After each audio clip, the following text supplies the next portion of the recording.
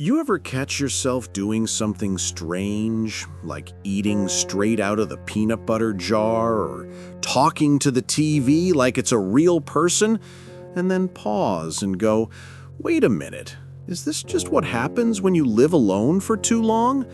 Yeah, I've been there too. Living alone in your later years can be peaceful, sure, but it can also play tricks on you. Little habits sneak in. The house gets quiet, and before you know it, you're wearing the same pair of socks 3 days in a row just because no one's around to stop you. In today's video, I want to talk to you like an old friend about the subtle things you should avoid when you're living solo in your 60s, 70s, and beyond. Not the obvious stuff. Hi, it's Vernon again. In today's video, I'm going to walk you through 5 things to avoid when living alone as an older person. These are the habits and choices that might seem harmless at first, but can gradually impact your emotional, physical, and even mental health. Make sure to subscribe to my channel and turn on notifications. I share weekly insights on how to navigate this stage of life with confidence and ease, so you can enjoy every moment to the fullest. I'm talking about the real traps, the ones that sneak into your daily life and slowly shrink your joy. So if you've ever felt like your world's getting a little too small, this one's for you. Number 1. Isolating from human connection. One of the most common mistakes older adults make when living alone is withdrawing from meaningful human connection. At first, it may feel like a choice made out of convenience or the desire for peace and quiet. But over time, isolation can begin to take its toll on your emotional and physical well-being in ways you may not immediately recognize. As we age, many of us naturally slow down and our social circles shrink. Family members may live farther away, friends may pass, and the energy to maintain a busy social life might feel like too much. But the truth is, human connection is essential to your health and happiness, especially as we age. When you isolate yourself too much, you lose access to something vital, the emotional nourishment that only comes from sharing your life with others. It's not just about avoiding loneliness, it's about maintaining your sense of belonging, your mental clarity, and your physical vitality. Studies show that isolation can lead to depression, anxiety, and even physical health issues like high blood pressure and a weakened immune system. The ancient African philosophy of Ubuntu teaches us, "I am because we are." The understanding that human beings are fundamentally interconnected and that our well-being depends not on isolation, but on mindful community. Dorothy's experience taught me that true independence in later life requires what I call strategic interdependence, choosing connections that enhance rather than compromise your autonomy. The key insight here is that isolation, masquerading as independence, is actually a form of self-neglect. True independence means creating a life structure that supports your well-being while honoring your autonomy. This means cultivating relationships that add value to your life rather than drain it, and establishing connection systems that provide security without intrusion. If you've been pulling away from social connections in the name of independence, consider this. The strongest people know when to lean on others, and the wisest people create support systems before they need them. While isolation can quietly drain your energy, the next mistake many people make is more visible, yet still often overlooked. Number 2. Neglecting home safety modifications. As we age, our physical abilities and reflexes change, and so should our living environment. One of the biggest mistakes older adults make when living alone is neglecting home safety modifications. At first, it might seem like an inconvenience or unnecessary expense, but the reality is, these simple adjustments can be lifesavers, both for your immediate safety and your long-term health.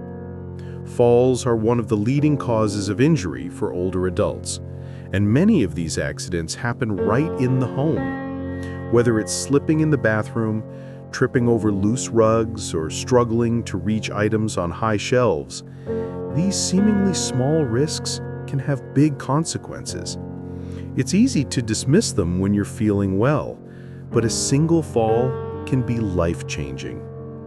Research from the Centers for Disease Control shows that simple home modifications can reduce the risk of falls, the leading cause of injury-related death in adults over 65, by up to 40%. Yet studies also reveal that fewer than 30% of older adults living alone make proactive safety modifications, often waiting until after an incident occurs. The wisdom here is that home safety modifications aren't about accommodating decline. They're about optimizing your environment for sustained independence. Every grab bar, every improved light fixture, every removed throw rug is an investment in your ability to remain safely in your own home for years to come. Start with a simple walkthrough of your home, looking for potential hazards with fresh eyes. Consider consulting with an occupational therapist who specializes in home safety. It's an investment that pays dividends in peace of mind and continued independence. Have you made any safety modifications to your home yet? Or are there changes you've been meaning to make but haven't gotten around to? Let me know in the comments. Your experience could help others think about these important adjustments. Isolating from human connection eliminates the safety net that could prevent small problems from becoming major crises, while neglecting home safety modifications turns our living space from a sanctuary into a hazard zone. Both mistakes stem from the same misunderstanding, confusing independence with self-imposed limitation. But there's another form of resistance that can be equally dangerous. Number 3. Avoiding technology and emergency systems. In today's world, technology isn't just for convenience. It's essential for staying connected, safe, and supported, especially as we age. Yet, one of the most common mistakes older adults make when living alone is avoiding technology and failing to set up emergency systems that could provide crucial assistance in times of need. The third mistake became clear through my friend Margaret's story, a cautionary tale of how avoiding technology can threaten the very independence we seek to protect. Margaret, a sharp 72-year-old former librarian, rejected her children's suggestions for gadgets, refusing medical alert systems, smartphones, and home monitoring as unnecessary. She believed relying on technology would lead to dependence.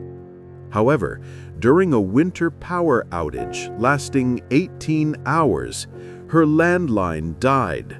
Her cell phone couldn't charge, and she had no backup communication. What should have been a minor inconvenience became a frightening situation because she had ignored the safety tools that could have provided peace of mind.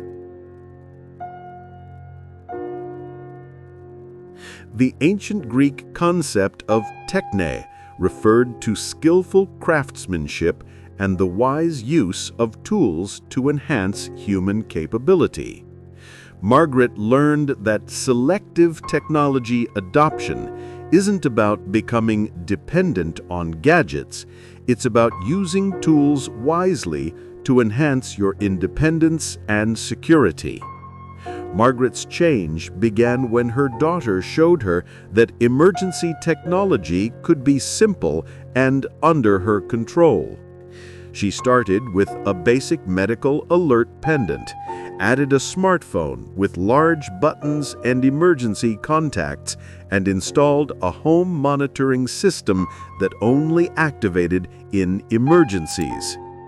The key insight Margaret discovered was that the right technology enhances rather than compromises autonomy. A medical alert system doesn't make you dependent. It ensures that help can reach you quickly if needed. A smartphone doesn't complicate your life. It puts connection and assistance literally at your fingertips.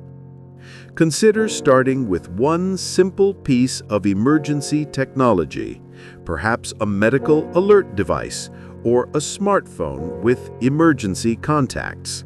You don't need to adopt everything at once, but having basic emergency communication tools could be the difference between a minor incident and a major crisis.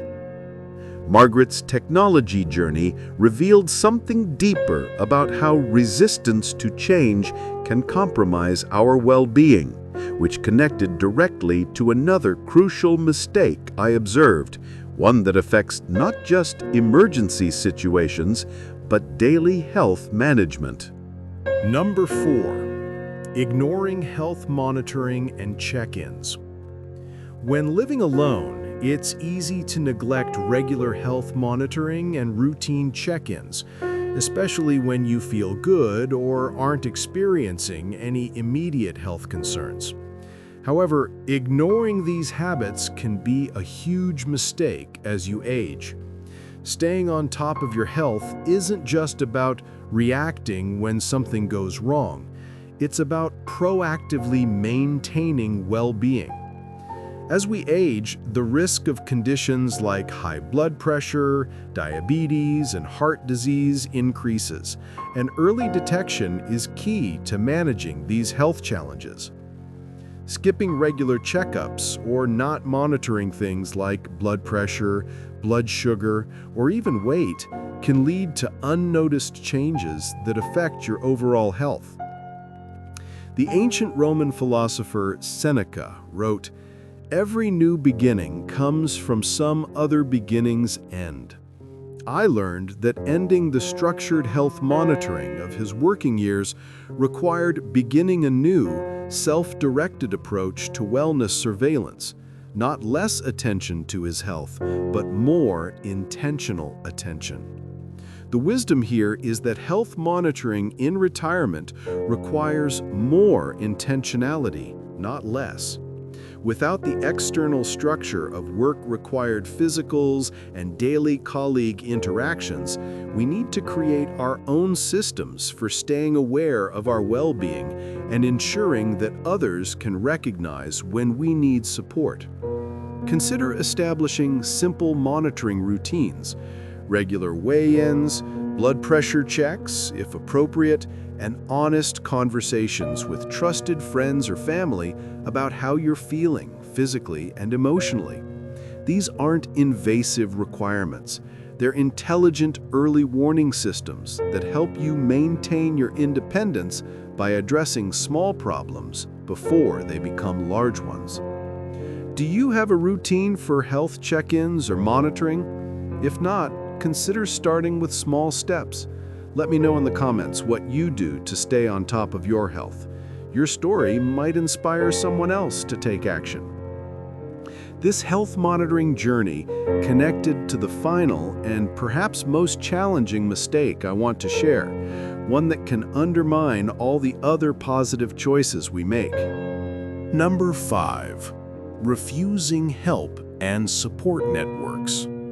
This often stems from a deep sense of independence or pride, a desire to manage everything on your own. While self-sufficiency is admirable, we all need help sometimes, especially as we age. Refusing help doesn't just prevent you from receiving support, it can also lead to isolation and, over time, can diminish your ability to manage daily tasks effectively. Whether it's accepting help with chores, asking for a ride to appointments, or leaning on a neighbor for emotional support, there's no shame in allowing others to assist you. In fact, relying on a trusted network enhances your quality of life and gives you more freedom, not less. A support network doesn't only mean family. It can be friends, community groups, or even professional services like home caregivers or health aides. These people can offer practical help with things like grocery shopping, meal preparation, and household maintenance. Having a trusted group that you can call on when needed helps you maintain a sense of security and balance in your life. The ancient Japanese concept of kaizen teaches us about the power of small, continuous improvements rather than dramatic changes. Research from the Stanford Center on Longevity shows that older adults who maintain reciprocal help networks, both giving and receiving assistance, demonstrate higher levels of life satisfaction, better physical health, and greater long-term independence than those who either refuse all help or become overly dependent on others. The key insight is that strategic help acceptance actually enhances independence by allowing you to conserve your energy and capability for the activities and responsibilities that are most important to your well-being and identity. Accepting help with yard work might mean you have more energy for the creative projects that bring you joy. Getting assistance with technology setup might free you to focus on the relationships and activities that define your retirement. Consider creating what I call a help exchange network, relationships where you both offer and receive assistance based on each person's abilities and needs. This isn't charity or dependence, it's intelligent resource sharing that enhances everyone's quality of life. As I reflect on isolation, safety neglect, technology avoidance, health monitoring gaps, and help refusal, I'm reminded of what the poet Rilke wrote, "The only journey is the one within." But I would add that the journey within must be supported by wise choices about the world around us. Each of these 5 mistakes, isolating from connection, neglecting safety modifications, avoiding helpful technology, ignoring health monitoring, and refusing appropriate help, stems from the same misunderstanding, the belief that independence means needing nothing and no one. But true independence after 60 requires strategic interdependence, proactive planning, and the wisdom to distinguish between helpful support and harmful dependence. Living alone successfully isn't about proving you don't need anything. It's about creating a life structure that supports your autonomy while protecting your well-being. It's about making choices that enhance your ability to remain independent, rather than choices that compromise it through unnecessary risk or isolation. Your golden years of solo living can be the most fulfilling of your life, but only if you avoid these common pitfalls that can transform minor challenges into major crises. The difference between thriving alone and merely surviving alone often comes down to these preventable mistakes. Take a moment this week to honestly assess your current living situation. Are you making any of these 5 mistakes? If so, Remember that recognizing these patterns is the first step toward creating positive change. Like and share this video with friends who might benefit from this perspective. Subscribe if these insights resonated with you. And remember, true independence isn't about needing nothing. It's about creating a life that supports everything you need to flourish. This is Vernon. Thank you for watching till now, and see you next time.